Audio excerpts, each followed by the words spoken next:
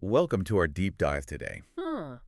We're going to be unpacking a really fascinating period of history, Okay. British colonial administration in India, Sounds good. and how it transformed their legal, fiscal, and educational systems between 1757 and 1947. Okay. So buckle up, because we're going to be uncovering how those changes modernized India Yes. while also kind of imposing foreign values. Yeah, It's a complex story with a legacy that continues to echo even today. it really is. Now, it's important to remember that when the British first arrived in India, they didn't exactly have a master plan No. for ruling such a vast and diverse place. Right. Their early focus was really on trade and profit. Absolutely. The East India Company wasn't exactly known for its cultural sensitivity or anything like that. Right. Those early agents barely left their coastal enclaves, and most of them couldn't even speak Indian languages. Yeah. I mean, can you imagine that? It's mind-boggling to think they were trying to run a country they barely even understood. Yeah, exactly.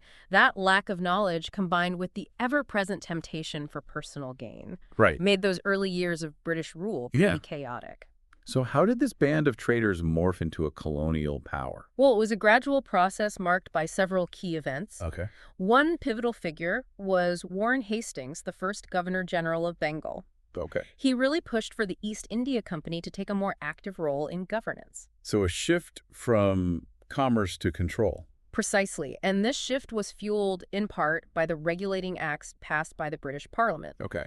These acts aimed to bring the East India Company under government control and, importantly, Yeah. forced its agents to act as trustees for the people of India. Okay. It's a fascinating example of a trading company, Right. evolving perhaps reluctantly into a colonial power. Talk about an identity crisis. I know. Traders turned rulers. It makes you wonder about the internal struggles within the company during that period. Yeah. So once they were in charge, how did they go about reshaping India's existing systems? Well, let's start with the legal system. Oh. The British introduced a new legal framework based on British common law, establishing courts and codifying laws. This replaced the diverse and often complex Yeah. legal systems that had been in place for centuries. It sounds like a complete overhaul.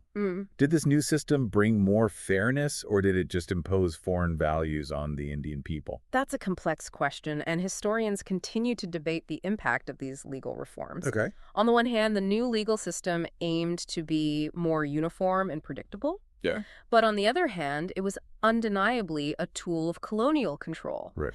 And often failed to consider the nuances of local customs and traditions. A classic example of the double-edged sword of progress and control. Exactly. What about the economic side of things? How did the British change India's fiscal systems? They implemented new revenue collection systems, with one of the most notable being the Zamindari system. Okay. This system essentially created a new class of landlords, which had significant consequences Right. for land ownership and agriculture. Oh, wow. It had a massive impact on rural society and the livelihoods of millions. So this is where we see the economic gears of colonialism start to turn, shaping the landscape of wealth and power. Exactly. Yeah. And intertwined with these legal and fiscal reforms were significant changes to the educational system. Good. The British established English language schools and introduced Western literature, philosophy, and science. I remember reading about that. Their stated goal was to create a class of Indians Right. who were Yeah. English in taste, in opinions, in morals, and in intellect. That's quite a statement. It certainly is. It highlights that tension at the heart of British colonialism, Right. the drive to modernize while simultaneously imposing their own values and worldview. Yeah. This strategy of cultural assimilation with English education as its cornerstone had a profound and lasting impact. It's fascinating how those ripples from the past continue to shape India today. But as we move closer to the end of British rule, it's important to remember that the Indian people weren't simply passive bystanders in this process. Right. There was resistance, right? Absolutely. One of the most striking examples of this resistance was the emergence of the Indian National Army, or the INA, Okay. led by Subhas Chandra Bose. Okay. The INA collaborated with the Axis powers during World War II, Wow. aiming to overthrow British rule. To ally with those fighting Britain, that's incredibly bold. Did they realistically think they could win? While their military success was limited, their very existence ignited a wave of national pride in India. Okay. They challenged the idea of British invincibility and inspired many to believe that independence was possible. Wow. It was a really bold move. Their defiance certainly planted seeds of doubt within that colonial structure. How did it all end? We know India eventually gained independence, but I imagine it wasn't a seamless transition. You're right. It was a really complex process shaped by so many factors. The pressures of World War II, coupled with the increasingly powerful nationalist movements, eventually led to India's independence in 1947. But not without a heartbreaking cost. The partition of the country into India and Pakistan Right. resulted in widespread violence and displacement. It's a tragic reminder of the complexities of history and the unintended consequences of even well-intentioned actions. It's a stark reminder that freedom often comes at a price. Speaking of history, you shared some really fascinating sources with us for this deep dive. Oh, yes. I have to admit, I got a little lost down the rabbit hole, I bet. exploring some of those details. Of course. What stood out to you? Well, one source, the Cambridge Concise History of Modern India, really brought those early days of British rule to life. Okay. Remember how we were talking about the East India Company agents being essentially clueless about India? Yeah. This source painted such a vivid picture, stating that they knew nothing about India apart from the requirements of trade, and they almost never ventured outside their coastal enclaves. Can you imagine that level of detachment? It's remarkable, isn't it, to hold so much power yet have such a limited understanding of the land and its people? This disconnect is really at the heart of many of the challenges that unfolded during British rule. Exactly. And this source also shed some light on the regulating acts.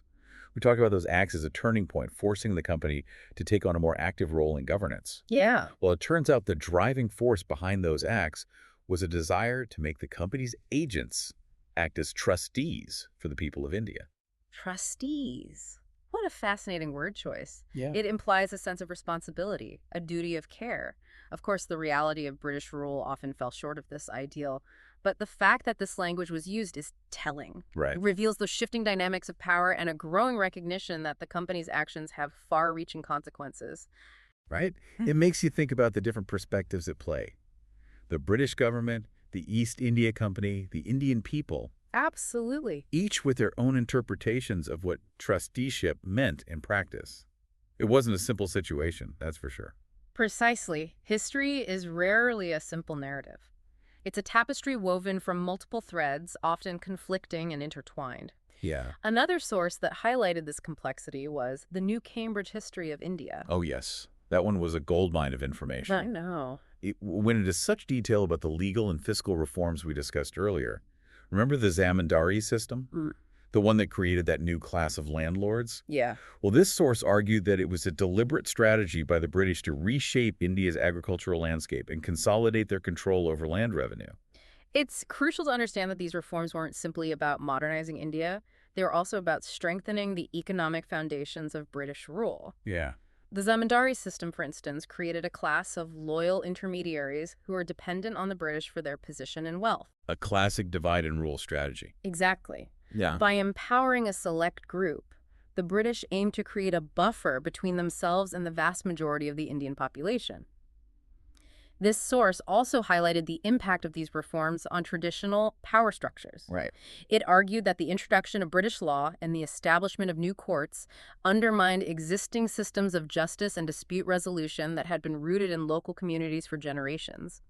It was a clash of values and legal traditions. So it wasn't just about legal codes. It was about reshaping the very fabric of society. Yeah. And this process of transformation, of course, extended to education. Remember how we talked about the British push for English language education? Absolutely. That was a cornerstone of their strategy. Yeah. This source really delved into the motivations behind this policy, arguing that the British saw Western education as a key tool for creating a class of Indians who would be loyal to the British crown and who would help administer the colony. It was a deliberate attempt at cultural molding. Yes. And this source also explored the lasting impact of this policy on Indian society. While English education did open up new opportunities for some Indians, it also created a social divide between those who had access to Western learning and those who did not. A divide with consequences that are still felt today. It reinforced existing social hierarchies and contributed to the emergence of a new elite class that often identified more with British values than with their own cultural heritage. It's a complicated legacy. Indeed. And it's important to remember that these changes didn't happen without resistance. The source also discussed the Indian National Army, highlighting their role in challenging British rule. Right, the INA. This source offered some fascinating insights into their motivations, describing how their leader, Subhas Chandra Bose, saw World War II as an opportunity to exploit British weakness and secure India's independence. He was a truly intriguing and controversial figure, He was. willing to take extraordinary risks to achieve his goals. Bose's willingness to collaborate with the Axis powers certainly made him a controversial figure. However, what's particularly interesting is how the INA's very existence challenged the narrative of British invincibility. Even though they didn't achieve their military objectives, Right. they struck a blow against the psychological foundations of colonial rule. Their defiance inspired many Indians and contributed to the growing momentum for independence. It's a powerful example of how, even in defeat, resistance can be a catalyst for change. Precisely. And as we know, change did come, although not without its challenges. The source also touched upon the partition of India, describing it as a tragic but perhaps inevitable consequence of the long and complex history of British rule. A sobering reminder that even in moments of liberation, there can be immense pain and upheaval. Indeed. It underscores the importance of understanding the complexities of history. We can't just celebrate the triumphs. We must also grapple with the tragedies and learn from the mistakes of the past. And that's what makes these deep dives so rewarding, wouldn't you say? They're not just about acquiring knowledge. I agree. They're about expanding our understanding of ourselves and the world around us. Absolutely. They challenge us to confront difficult truths and grapple with the complexities of the past. Couldn't agree more. These conversations are essential for developing a nuanced understanding of history. Yeah. They remind us that the past is never truly past. Its echoes resonate in the present, shaping our lives in ways we may not even realize. So true. Yeah. And with that thought in mind, I think it's time to move into the final part of our deep dive. Okay.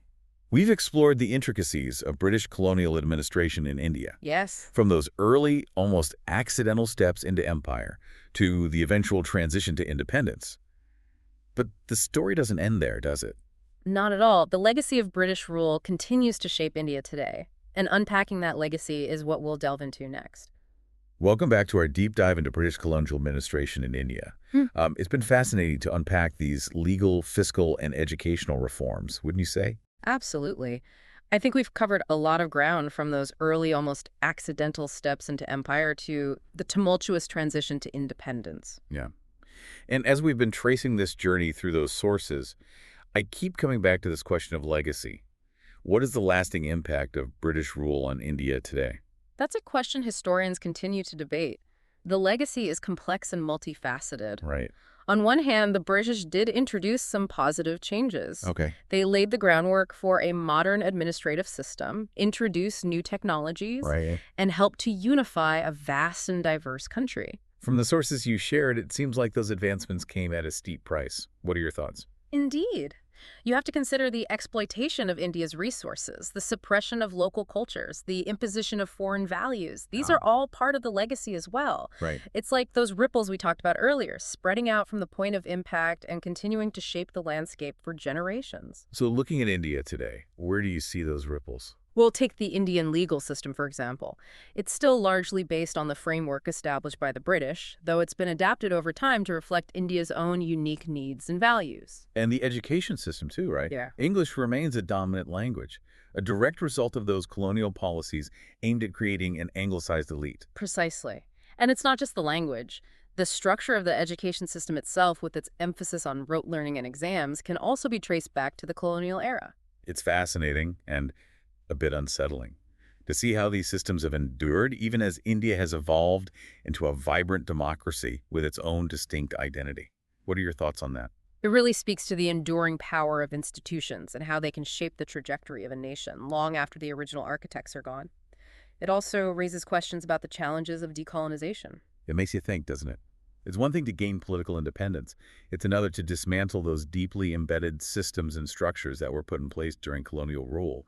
What insights did your research offer about this? Well, from what I've read, true decolonization involves not just political liberation, but also a reclaiming of one's own history, culture, and values. A process of rediscovering and redefining oneself. Exactly. And that's an ongoing process, a dialogue that continues to unfold in India today. As we reach the end of our deep dive, what would you say are the most important takeaways from exploring these sources together? For me, it's the importance of understanding the complexities of history. It's not a simple story of heroes and villains. It's a tapestry woven from multiple perspectives, Right. each with its own truths and contradictions. And we must approach history with humility, recognizing that our understanding is always evolving as we uncover new evidence and consider different perspectives. What else stood out to you? Absolutely. Another key takeaway is the enduring impact of colonialism. Even though the British Empire has crumbled, its legacy continues to shape the world in profound ways. We see it in the global distribution of power, in the persistence of inequality, in the ongoing struggle for cultural identity. That's a powerful point. It's a reminder that the process of decolonization is not a one-time event, but an ongoing journey that requires critical reflection, courageous action, and a commitment to building a more just and equitable world. Couldn't agree more. As we navigate the challenges of the present and the uncertainties of the future, let's remember the lessons of history. Yeah. Let's draw inspiration from the resilience of those who fought for freedom and justice, and let's use our understanding of the past to create a better future for all. So having delved deep into this topic, what's resonating with you most? What I find most fascinating is how the legacy of these reforms continues to shape contemporary India, from its legal and educational systems to its social and political landscape. It really highlights that lasting impact that colonialism had. It makes you wonder, doesn't it, how different India might have been without British rule. It's a thought-provoking reminder of the complex interplay of history, culture, and power. So keep questioning, keep exploring. There's always more to discover. We'll see you next time for another deep dive.